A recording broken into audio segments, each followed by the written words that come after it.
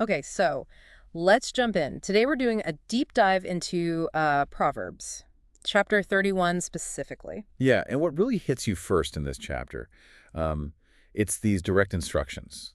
They're framed as, like, sayings his mother taught King Lemuel. Right, advice from his mother. Yeah, And the first part really zones in on, things a ruler needs to watch out for. definitely.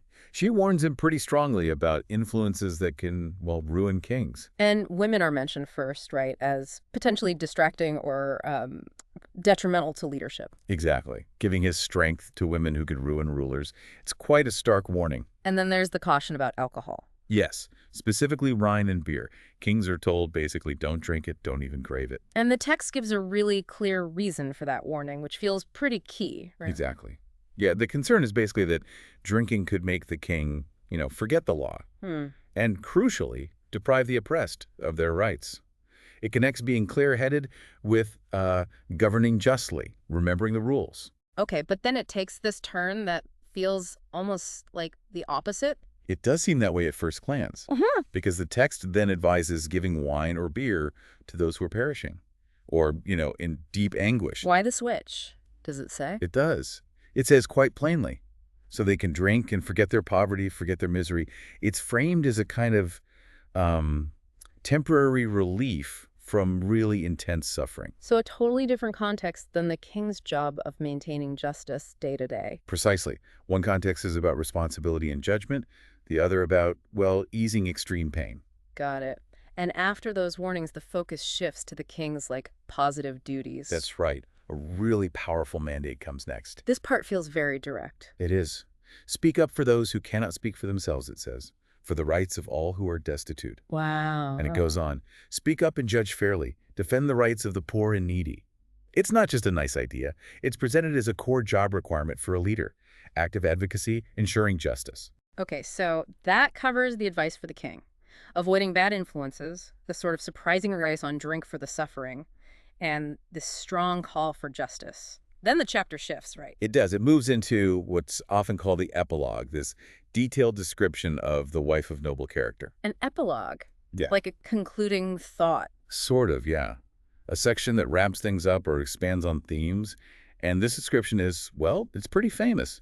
She's valued incredibly highly, worth far more than rubies, the text says. And her husband relies on her completely. Totally. It says his confidence is in her, he lacks nothing of value because of her, and she consistently brings him good, not harm. What does she actually do? The description sounds quite active. Oh, extremely active. It's this blend of household work, charity, business. She works eagerly, gets up before dawn.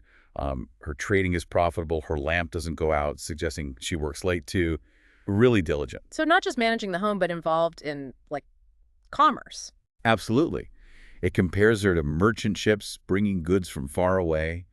She assesses and buys a field, plants a vineyard with her own earnings. Wow. She even makes linen garments and sashes and sells them. She's actively generating income and managing resources. That requires some serious capability. For sure. It mentions her strength. Arms are strong for her tasks. And foresight, too.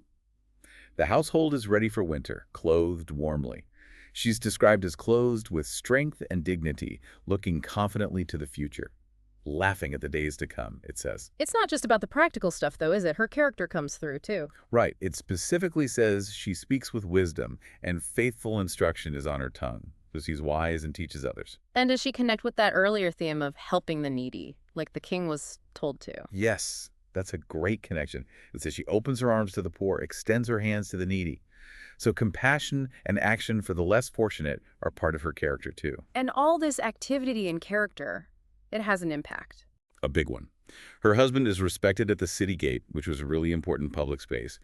It implies her work contributes to his standing. And her family recognizes it. Oh, yeah.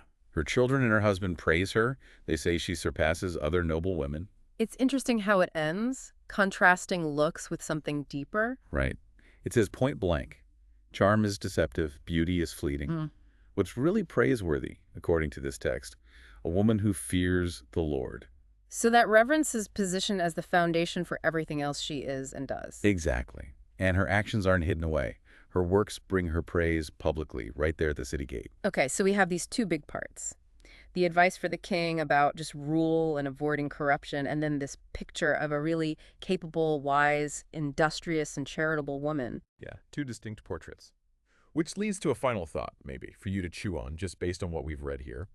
How might these different examples, the king's public responsibility and this woman's dynamic blend of domestic, economic, and charitable strength, how might they suggest a brighter idea of what a good life or a life well lived looks like within the world of this text? It seems to value different kinds of strength and responsibility, something to consider.